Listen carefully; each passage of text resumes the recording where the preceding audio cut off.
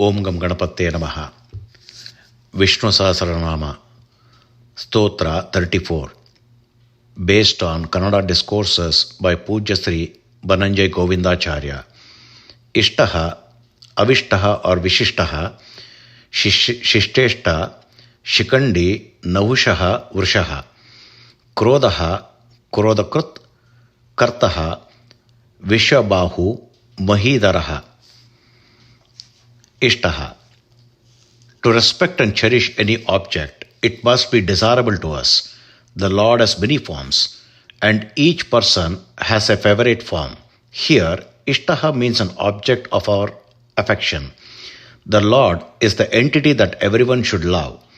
In another sense, iṣṭaḥ means the one who is worshipped through all sacrifices. As mentioned in the Bhagavad Gita 9.24, I am indeed the enjoyer and the Lord of all sacrifices. No matter which deity we perform a sacrifice for, it ultimately reaches the Antaryami, the indwelling Lord. Thus, being the object of all sacrifices and beloved to all, the Lord is the iṣṭadeva, that is iṣṭaḥ. Aviśiṣṭaḥ or viśiṣṭaḥ, the Lord residing within everyone as Antaryami is aviśiṣṭaḥ. He is extraordinary, possessing qualities superior to all. The supreme exalted Lord with exceptional attributes is viśiṣṭaḥ.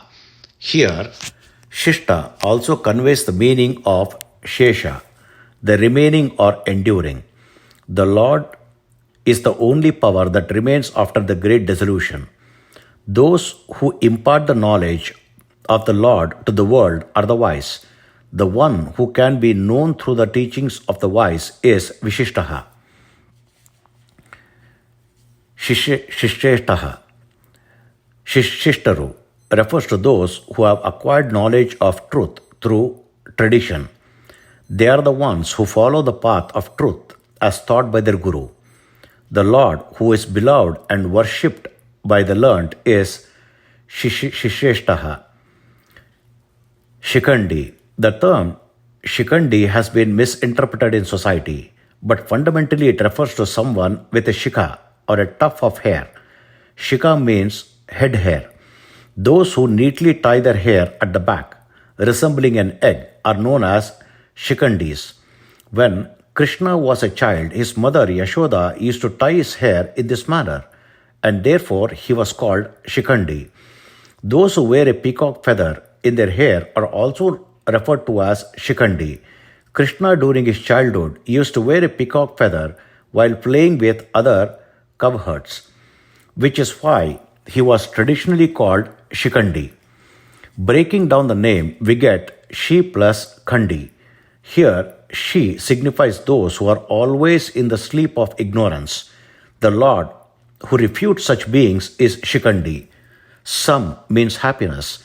The Lord, being the embodiment of self-joy, refutes the sorrowful nature of worldly life and grants liberation. He refutes the happiness of those unfit for true joy. Thus the Lord is śikhaṃḍī. Nahuṣaḥ. The Lord as nahuṣaḥ is the one who ensnares us in the bonds of worldly existence and ultimately liberates us from these bonds, granting salvation. We are often bound by the chains of various attachments. The force that causes one person to love another is due to some power within them. Unconditionally loving a stranger, forming the bond of love as husband and wife, all happens according to the divine law. The Lord is the one who makes our heart open in someone's company, fostering friendship. He is the one who nurtures and solidifies the bonds of affection and love, and also the one who separates them. It is difficult to know when the Lord who binds us will set us free.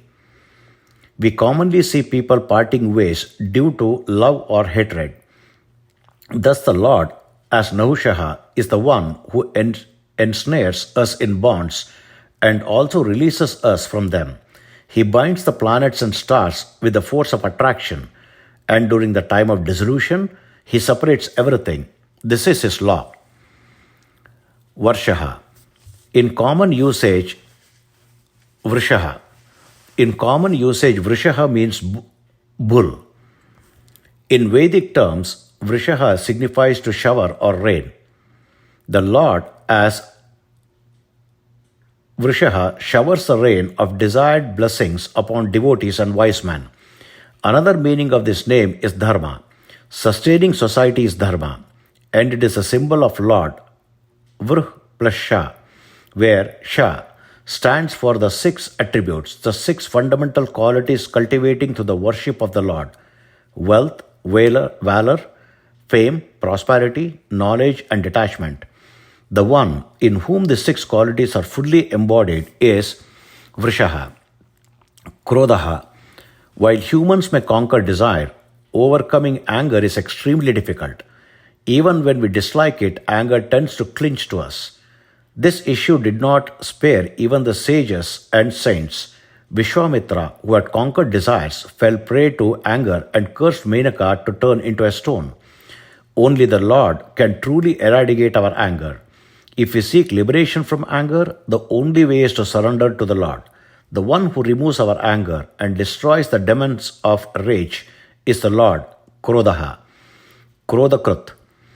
In the destruction of the wicked, the Lord himself becomes the embodiment of anger. The Narasimha avatar of the Lord is an example of his form of anger. It is the Lord who induces anger in us. The anger of great souls transforms into significant actions. The curse of the sages Sanaka and others on Jaya and Vijaya resulted in the Lord taking various avatars on earth to save the righteousness. Therefore, thus the Lord who becomes angry at the wicked is krodhakṛt. Kartā. Kartā means the doer or the cutter. In the time of creation, the Lord creates everything, and during the time of dissolution, he cuts or destroys everything. Thus, in each era, whatever needs to be done, the Lord does it, and whatever needs to be removed or ended, he cuts it away. The Lord as kartā is the one who acts and eliminates as per the requirement of the time. Viśvabāhuḥ. At first glance, viśvabāhuḥ suggests someone with complete arms. The Lord has infinite and perfect arms. Here, infinite implies arms that are complete and integral to his form. The Lord and his arms are not separate. It does not have physical limbs like us. We have 2 physical hands, 2 arms for our subtle body, 2 arms for our linga, that is astral body, and 2 arms for our soul's form. Our physical senses are not eternal, but the intrinsic sense remains with us even in liberation. The Lord's infinite limbs are intrinsic and complete. Viśvabāhuḥ here means the arms that protect the entire universe. The Lord who sustains the universe through his cosmic form is Viśvabāhuḥ. Mahīdharaḥ. Mahi means earth. The Lord not only supports the entire world but also resides within every object, individually sustaining it. The Lord dwelling within the earth and bearing it is mahīdharaḥ. In the Gayatri mantra, we worship one form of the Lord as Mahirupa. The form of the Lord in Gayatri is the source of all speech, known as Vak, representing the earth as Prithvi and the immanent form within us, and also the form present in the solar realm. This form of the Lord is worshipped in both feminine and masculine aspects. Thus the Lord, who is the subject of Gayatri, bearing Lakshmi on his chest and thighs, is Mahīdharaḥ. Hari Om. Sri Krishnarpanamastu.